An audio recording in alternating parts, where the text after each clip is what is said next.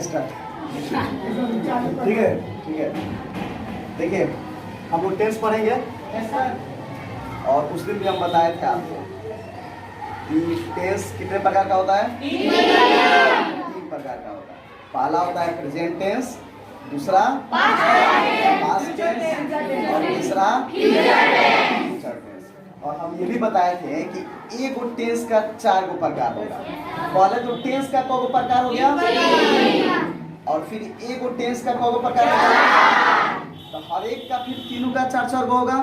4 तिहाई यानी 12 प्रकार के टेंस हम क्या करेंगे? तो देखिए बहुत ऐसा टाइप ऑफ टेंस आएगा ना जो स्पेशल केस रहेगा, तो उसको ही अभी हम बात नहीं करेंगे, क्योंकि अभी हम लोग चाहेंगे ना कि बेसिक कॉन्सेप्ट हमारे दिमाग में आए कि टेंस होता क्या है। अभी तो कुछ नहीं जानते आप लोग इसमें टेंस। उस दिन हम हाथ उठाए तो लगभग 1-2 स्टूडेंट उन्होंने उठाया था शायद टेंस के बारे में। तो हम ये चाहेंगे कि पहले आपके अंदर टेंस का जो बेसिक कॉन्सेप्ट है, जो फॉर्मूला, जो जनरल फॉर्म के रूप में है, जो सामान्य रूप में पढ़ा जाता है, वो सब टेंस आप कम से कम जान जाइए, यानी पहले बेसिक जान जाइए। उसका बाद अगर कुछ स्पेशल केसेस बचेंगे तब बाद में हम लोग उसका डिस्कस करेंगे। तो चलते हैं, पहले हम लोग जनरल पढ़ रहे हैं, जो एकदम बेसिक चीज है टेंस का, उसी चीज को हम क्या करेंगे? तो टेंस कितने प्रकार का हो गया? Present tense, past tense, future tense. देखिए टेंस का मतलब टाइम, समय होता है। ये समय के निर्धारण के आधार पर टेंस के टाइप को बांट दिया गया। अगर हम प्रेजेंट यानी अभी की बात करेंगे तो उसको हम प्रेजेंट टेंस कहेंगे, और किसी की बात करेंगे पास्ट टेंस के आने वाली की बात करेंगे तो फ्यूचर टेंस। यहाँ तक क्लियर है? अच्छा, इसकी पहचान क्या होता है? तो जनरली अगर नॉर्मल तौर पर हम देखेंगे तो प्रेजेंट टेंस की पहचान होता है हिंदी वाक्य में, तो उसमें है हूँ लगा रहता है, ठीक है। और पास्ट टेंस की नॉर्मली तौर पर, अभी स्पेशल केसेज अलग है, कुछ ऐसे आएंगे जिसमें है हूँ नहीं रहेगा लेकिन वो प्रेजेंट टेंस में रहेगा, तो उसकी बात हम लोग बाद में करेंगे। अभी हम लोग एकदम जनरल फॉर्म जो सबके लिए एक बेसिक चाहिए उस चीज़ को हम डिस्कस करेंगे, ठीक है। यहाँ तक तो प्रेजेंट टेंस का मतलब जिसमें है हूँ लगा रहेगा वो हम समझेंगे कि किस टेंस में है? Present tense. और जिसमें था, थी और है हूँ नहीं रहे, या ई भी रहे, अ आ ई ऊ भी लगा रहे, तो उसको हम पास्ट टेंस में, और गा गे गी लगा रहे तो उसको हम किस में लेंगे? Future tense. तो अभी हम लोग सिर्फ किस टेंस की बात करेंगे? Present tense. इसकी प्रेजेंट। अच्छा, पहले भी हम बताए हैं कि हर एक ये टेंस 3 प्रकार का हो गया, present tense, past tense, future tense. और फिर हर एक टेंस का कौ प्रकार? 4 गो। तो पहले 4 तिहाई 12 गो, तो अभी हम 8 गो नहीं पढ़ेंगे। अभी हम लोग सिर्फ प्रेजेंट टेंस का 4 गो प्रकार क्या करेंगे? आज की क्लास में हम सिर्फ पढ़ेंगे प्रेजेंट टेंस की पहला टाइप, यानी सिंपल प्रेजेंट टेंस को क्या करेंगे? लेकिन हम लोग को पढ़ना कितने प्रकार का? 12 प्रकार का, जिसमें प्रेजेंट टेंस का कौ गो है? 4। हमको सिर्फ पढ़ेंगे अभी कौन? पहला वाला, समझा रहा ना? तो चलिए उसको लिखते हैं। तो टेंस में हम लोग आ गए प्रेजेंट टेंस में, और प्रेजेंट टेंस में जो पहला है उसका नाम क्या है? सिंपल प्रेजेंट टेंस, ठीक है। अच्छा, इसका एक और नाम है, इसका एक और नाम है present indefinite tense. Present indefinite tense, इसका 2 नाम हो गया। सिंपल प्रेजेंट टेंस कहिए, अच्छा है प्रेजेंट इंडेफिनिट टेंस कहिए, दोनों में से कोई भी नाम से इसको जाना जाता है। अब सवाल ये उठता है कि आखिर इसका इस्तेमाल कैसे करेंगे, क्या है ये? इसको 2 तरह से देखेंगे। पहले तो हम ये देखेंगे, अगर ट्रांसलेशन बनाना है तो, अनुवाद करना है तो, हिंदी का वाक्य अगर दिया रहेगा तो आप पहले ही जान गए कि 12 को टाइप ऑफ टेंस होता है, तो आपको कह के नहीं देगा कि बाबू ये सिंपल प्रेजेंट टेंस का है, या तो उसका स्ट्रक्चर लगा के इसका क्या कर दो, बना दो, ऐसा कह के नहीं देगा।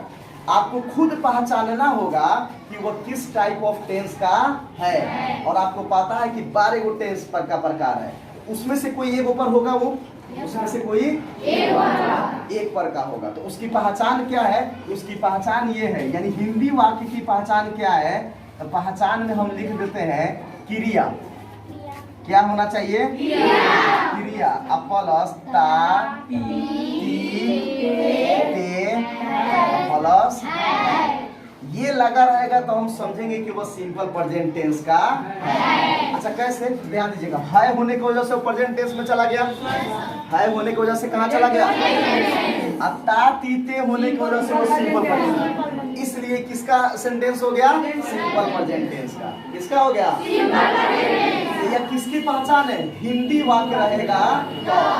हिंदी वाक्य की पहचान क्या हो गया? क्रिया प्लस ता ती ते।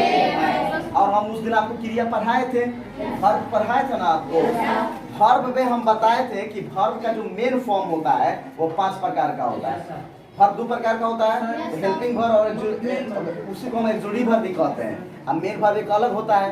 तो वर्ब में हम 5 में बताए थे कि इसमें वर्ब 1, वर्ब 2, वर्ब 3, वर्ब 4 और वर्ब 5। तो हम वर्ब 1 को आपको बोले एक बार डिस्कस करिए लेते हैं वर्ब वाला, ठीक है? तो वर्ब 1, वर्ब 2, वर्ब 3, वर्ब 4 और वर्ब 5, यही ना वर्ब 5 प्रकार का होता है। तो इसमें हम बोले थे कि वर्ब 1 जो होता है वो प्रेजेंट को डिनोट करता है। किसको डिनोट करता है? लेकिन ये किस फॉर्म में रहता है? प्लूरल फॉर्म में रहता है। किस फॉर्म में रहता है? प्लूरल फॉर्म में रहता है। और वर्ब 2 जो होता है ये हमेशा किसको डिनोट करता है? पास्ट को। अब परफेक्ट जो वर्ब 3 जो होता है ये परफेक्ट को डिनोट करता है। किसको? परफेक्ट। अब 12 को टाइप ऑफ टेंस है ना, हर एक टेंस में आपको 3 गो प्रेजेंट, पास्ट और फ्यूचर। हर एक में आपको प्रेजेंट परफेक्ट भी मिलेगा, पास्ट परफेक्ट भी मिलेगा, एगो में फ्यूचर परफेक्ट। तो जिसमें केवल परफेक्ट टेंस की बात आएगा उसमें किस वर्ब का इस्तेमाल करेंगे? का इस्तेमाल करेंगे। किसका इस्तेमाल करेंगे? और वर्ब का 4 का इस्तेमाल जहाँ पे कंटिन्यूअस वर्ड आ गया। कहाँ पे? बहुत जगह कंटिन्यूअस। देखिए present continuous tense, present perfect continuous tense, past continuous tense, past perfect continuous tense, future continuous tense, future perfect. जहाँ पे भी जिस भी टाइप ऑफ टेंस में अगर कंटिन्यूअस वर्ड आ गया, कौन वर्ड? तो कौन वर्ब का इस्तेमाल करेंगे? और वर्ब 5 जो होता है ना ये भी प्रेजेंट को ही क्या करता है? लेकिन ये किस फॉर्म में रहता है? सिंगुलर फॉर्म में रहता है। किस फॉर्म में रहता है?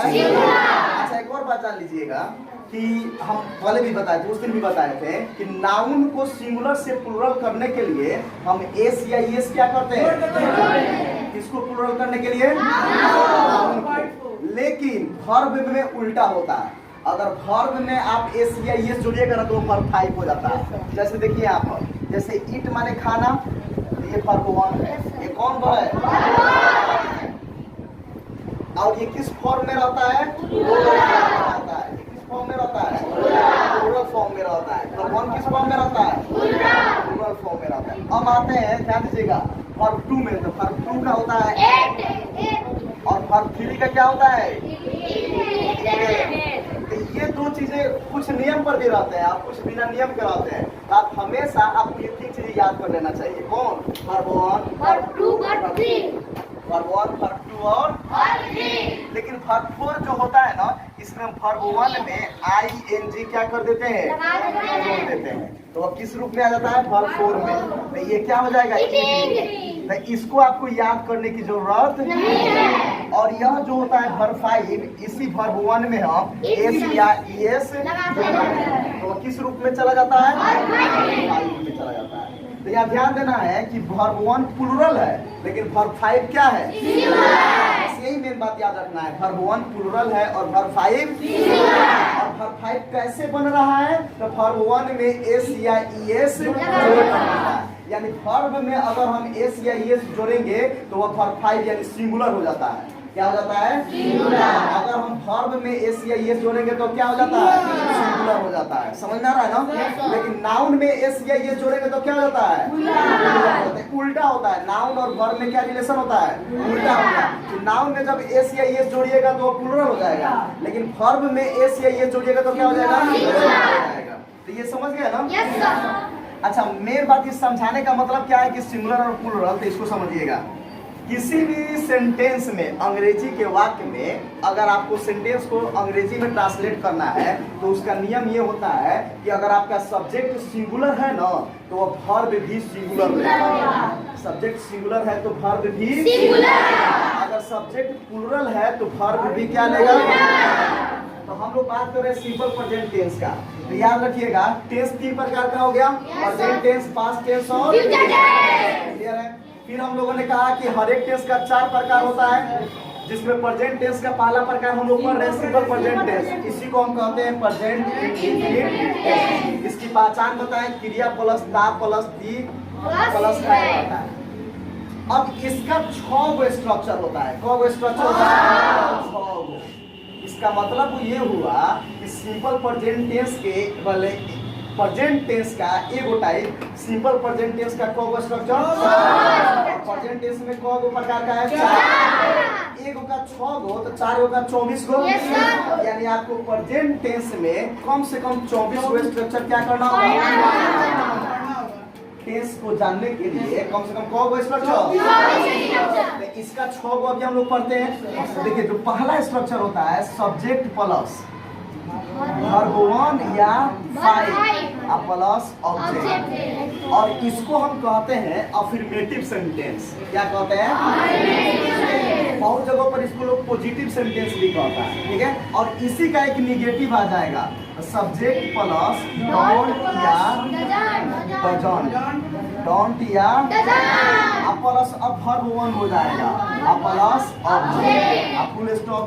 ये दोनों एक साथ हो गए। इसी अफर्मेटिव का ये क्या हो गया? निगेटिव। इसका निगेटिव। अब अगला होता है इंट्रोगेटिव सेंटेंस। क्या होता है? इंट्रोगेटिव में क्या होता है कि जो एक्सिलरी वर्ब यानी हेल्पिंग वर्ब के रूप में जो इस्तेमाल हो रहा है वो शुरू में आ जाता है। जैसे डू या does plus subject plus verb plus object क्या आ जाएगा? Question mark. क्या आ जाएगा? अब इंट्रोगेटिव का निगेटिव लिखना है। अब जो अगला सेंटेंस आएगा उसका नाम देंगे इंट्रोगेटिव निगेटिव। क्या देंगे? तो इंट्रोगेटिव का आप क्या कर देंगे? निगेटिव कर देंगे। तो डोंट या क्या हो जाएगा? Doesn't plus subject plus verb plus object plus question mark. ये हो गया। अब उसके बाद आता है लोग WH क्वेश्चन भी कहता है, WH भी कहता है क्वेश्चन वर्ड वाला। तो क्वेश्चन वर्ड में क्या होता है कि यहाँ पर आपका क्वेश्चन वर्ड रहेगा प्लस डू या does plus object question mark. अब इसी क्वेश्चन वर्ड का क्या हो जाएगा? निगेटिव। तो क्वेश्चन वर्ड प्लस डोंट या डजंट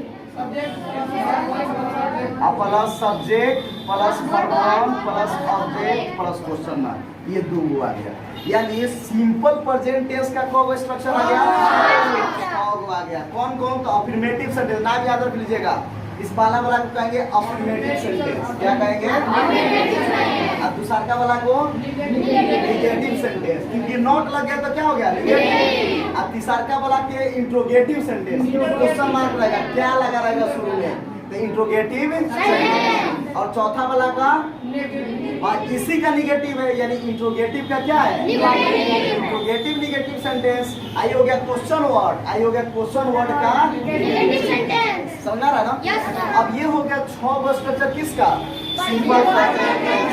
अब सवाल ये उठेगा कि अगर हिंदी का वाक्य दिया रहे तो आप ऐसे पहचान जाइएगा कि वो सिंपल प्रेजेंट टेंस का है, लेकिन अगर इंग्लिश का सेंटेंस दिया रहे तब आप कैसे पहचानिएगा कि वो सिंपल प्रेजेंट टेंस का है? इसी स्ट्रक्चर के द्वारा। याद रखिएगा, हिंदी का तो सब कोई बता देता है कि ता है, ती है, ते है लगा रहेगा तो हम समझ जाएंगे कि वो सिंपल प्रेजेंट टेंस का है। लेकिन आपको अगर दे दे इंग्लिश का सेंटेंस, कहे आप बताइए ये किस टेंस का है, तो आप क्या करेंगे? सबसे पहले देखिएगा सब्जेक्ट है, और सब्जेक्ट में अगर 1 और 5 लगा के उसके बाद ऑब्जेक्ट है तो उत्तर है कि किस टेंस का है? Simple present tense. समझा ना? और उसके बाद डू डज कहीं दिखाई दिया तो किसका सेंटेंस होगा? Simple present tense. अब एक हिंदी का वाक्य लेते हैं, जैसे यहाँ देखिएगा, राम आम खाता है। ठीक है।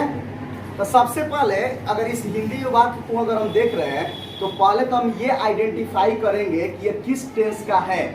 तो पहला हम ये जांच करेंगे कि ये प्रेजेंट का है कि पास्ट का है कि फ्यूचर का है। तो देखिए है तो ये किस टेंस का हो गया? प्रेजेंट का ना हो गया। अच्छा, फिर लास्ट में ता है, सिंपल प्रेजेंट क्योंकि क्रिया भी है, तो क्रिया प्लस ता प्लस है हो गया। ये किस टेंस का हो गया? सिंपल प्रेजेंट टेंस का हो गया। अब उसके बाद जब हम जान गए कि ये सिंपल प्रेजेंट टेंस का है तब उसके 6 गो स्ट्रक्चर में जाके खोजेंगे कि उस 6 में से किस स्ट्रक्चर पर ये है।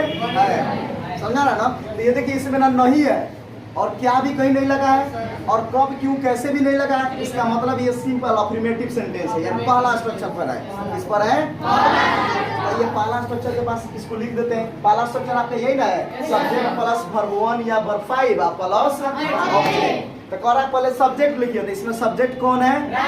राम। तो लिख देते हैं राम, लिख दिए ना। अब कहता है कि वर्ब 1 या 5 लिखना है, आपको वर्ब लिखना है। तो यहाँ वर्ब क्या है? खाना। और खाना का अंग्रेजी क्या होता है? ईट। और ईट जो है वर्ब 1 है कि वर्ब 5? वर्ब 1 है। क्या है? और वर्ब 1 होता है किस फॉर्म में होता है? प्लूरल फॉर्म होता है। इसमें होता है। और आपका सब्जेक्ट एक वो है कि ज्यादा है? यानी सिंगुलर में है। जब आपका सब्जेक्ट सिंगुलर हो गया तो वो वर्ब क्या लेगा? सिंगुलर ही लेगा। तो ईट का सिंगुलर क्या होता है? फॉर्म वर्ब 5 होता है। कौन फॉर्म होता है? तो ईट का वर्ब 5 क्या होता है? ईट्स। तो यहाँ हम लिख देंगे ईट्स। तो राम ईट्स क्या खाता है? मैंगो। ये कितना आसान है बनाना। पहले सब्जेक्ट पहचानिए, और सब्जेक्ट कैसा है, सिंगुलर है कि प्लूरल है, उसके हिसाब से वर्ब चेंज कर दीजिए। क्योंकि वर्ब में ही ना ऑप्शन दे रहा है दूगो। देखिए यहाँ कोनो प्रॉब्लम नहीं है, ऑब्जेक्ट एगो है कोई दे देंगे, सब्जेक्ट एगो है कोई दे देंगे। प्रॉब्लम वहाँ होता है जहाँ चॉइस बढ़ जाता है कि 3 गो ऑप्शन दे देगा, 2 गो दे देगा, उसमें से एगो आपको लगाना है। वहाँ पे प्रॉब्लम कौन लगाए, तो यहाँ पे दिमाग में आएगा ना जी 1 लगाए कि 5 लगाए। ये कौन डिसाइड करेगा? तो सब्जेक्ट डिसाइड करेगा। ये बताएगा कि हमारे लिए कौन आएगा, 1 आएगा कि 5 आएगा। तो ये कैसे बताएगा कि अगर हम प्लूरल है तो हमको प्लूरल वर्ब चाहिए, अगर हम सिंगुलर है तो हमको सिंगुलर वर्ब चाहिए। और प्लूरल वर्ब कौन होता है? वर्ब 1। और सिंगुलर कौन होता है? तो राम हमारा सिंगुलर था, इसलिए वर्ब कौन लिया? और कौन सिंगुलर वर्ब होता है? तो राम ईट्स ए मैंगो। अब इसका निगेटिव बनाना है, तो क्या करेंगे? राम आम नहीं खाता है। ये सिंपल है ना जी। राम आम नहीं खाता है। तो अब इसी का क्या हो गया? निगेटिव। तो देखिए फिर उसी तरह निगेटिव क्या करता है? पहले सब्जेक्ट लिखिए, तो सब्जेक्ट लिख दिए राम। अब कहता है डोंट या डजंट। तो देखिए ये डू है और ये डज है, इसमें एस या ये से लगा है ना, तो ये वर्ब 5 के रूप में दिखाई दे रहा है ना। तब इसमें राम होता आपका सिंगुलर है, तो इसके लिए डू लगाएंगे, डो लगाएंगे, डज वाला डजंट लगाएंगे, तो राम डजंट। अच्छा अब उसके बाद देखिए क्लियर कर जाए कि वर्ब 1 लगाना है। अब आपको नहीं सोचना है कि 1 की 5, सीधे क्या लगा देना है? 1 लगा देना है। क्या लगा देना है? Ram doesn't eat mango. Clear है? अब इसका इंट्रोगेटिव बनाना है, तो बस शुरू में क्या लगा देंगे? क्या? तो क्या लगा देंगे? क्या? राम आम खाता है। अब क्वेश्चन मार्क लग जाएगा ना। अब चलिए, अब इसका स्ट्रक्चर इस पे चला गया इंट्रोगेटिव वाला पर। इंट्रोगेटिव कहता है कि शुरू में डू या क्या लगाइए, इसमें कौन लगेगा? डू या डज? डज लगेगा। किसके अनुसार? राम के अनुसार। डज राम। अच्छा देखिए जब भी प्रॉपर नाउन लिखते हैं ना तो कैपिटल लेटर से लिखते हैं। ये राम प्रॉपर नाउन है ना, किसी खास आदमी का नाम है, नाउन पढ़ाया था ना आपको। तो डज राम, और उसके बाद क्या लगाना है? सब्जेक्ट लगा दिए ना। अब क्या लगाना है? क्या लिखेंगे? और उसके बाद ऑब्जेक्ट क्वेश्चन मार्क। अब इसी का क्या हम निकाल देंगे? तो क्या हो जाएगा? क्या राम आम नहीं खाता है? क्या राम आम नहीं खाता है? तो क्या हो जाएगा? डजंट। ये सब सेम उतर जाएगा, समझ ना रहा ना। फिर उसके बाद राम आम कब खाता है? तो उसका क्या? पहले क्वेश्चन वर्ड लिख दिए। यहाँ क्वेश्चन वर्ड कौन हो गया? कब। तो कब को हम कहाँ लिख देंगे? शुरू में। तो when does Ram eat a mango. फिर अगला लिखना है, तो when doesn't Ram eat a mango. तो अब आपको कोई सेंटेंस देंगे तो बनेगा कि नहीं बनेगा? एगो से अनेक बन जाएगा ना, बन जाएगा।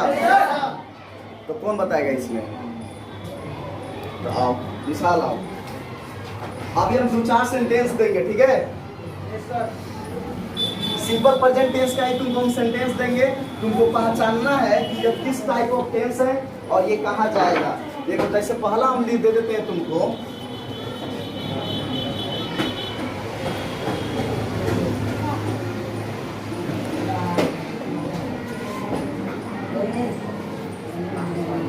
चलो आओ। तुम हमको पहले ये बताओ चॉकलो, ये बताओ कि ये किस टेंस में है पहले। सर क्वेश्चन यहाँ है, वे लोग क्यों हंसते हैं? क्वेश्चन टेंस नेगेटिव है, क्वेश्चन टेंस नहीं, किस टाइप ऑफ टेंस में है पहले ये बताना है। किस टेंस का प्रकार है, कौन टेंस का कौन प्रकार है? सिंपल प्रेजेंट टेंस का 6 स्ट्रक्चर में से क्वेश्चन टेंस का नेगेटिव। निगेटिव है ये। अच्छा नहीं सर, इसमें- नेगेटिव नहीं है सर, इसमें नहीं कहा है ऐसा ये। नेगेटिव नहीं है सर। अच्छा ये क्लियर है ना? देखिए यहाँ पे है आया तो प्रेजेंट है टेंस, सर। आते हैं तो सिंपल प्रेजेंट, तो ते है की वजह से ये किस टेंस में चला गया? Simple present. अब देखना है कि सिंपल प्रेजेंट टेंस में वो 6 गो स्ट्रक्चर में से कौन वाला स्ट्रक्चर पर है। तो देखिए यहाँ पे कब, क्यों, कहाँ, कैसे आ रहा है ना, तो क्यों है, तो क्यों वाला क्वेश्चन वर्ड वाला हो गया। तो क्वेश्चन वाला में 2 गो है, एगो नहीं वाला, एगो बिना नहीं वाला। तो ये नहीं है इसमें, ये सिर्फ सिंपल प्रेजेंट टेंस का क्वेश्चन वर्ड वाला सेंटेंस है। सिंपल प्रेजेंट टेंस का कौन वाला है? क्वेश्चन वर्ड वाला। अब उसका स्ट्रक्चर क्या होता है? तो उसका स्ट्रक्चर यहाँ पे हम लिखे हैं ना, क्वेश्चन वर्ड प्लस डू या डज और plus subject plus verb plus object. तो पहले हम क्वेश्चन वर्ड लिखेंगे। इसमें क्वेश्चन वर्ड क्या है? इस सेंटेंस में क्वेश्चन वर्ड कौन है? क्यों है ना। और क्यों का अंग्रेजी क्या होता है? When. वाई ना होता है, क्या होता है? वाई होता है। अब कर क्वेश्चन वर्ड के बाद डू या डज लगाइए, तो ये किसके अनुसार लगता है? सब्जेक्ट। इसके अनुसार सब्जेक्ट वे लोग है, यानी प्लुरल है। तो वे लोग है तो यह सब्जेक्ट ये वर्ब कैसा, डू या लेगा कि डज लेगा? डू लिखेंगे, व्हाई डू। अब वे लोग, उसके बाद सब्जेक्ट लिखना है ना, तो सब्जेक्ट क्या हो गया? तो व्हाई डू दे। अब क्या लिखना है? तो हंसना का भगवान क्या होता है? लाफ होता है ना, लिख देंगे लाफ। यही हमारा क्या हो गया? इसमें ऑब्जेक्ट नहीं है, तो व्हाई डू दे। तीसरा ऑप्शन नहीं बनेगा। Yes sir. चलो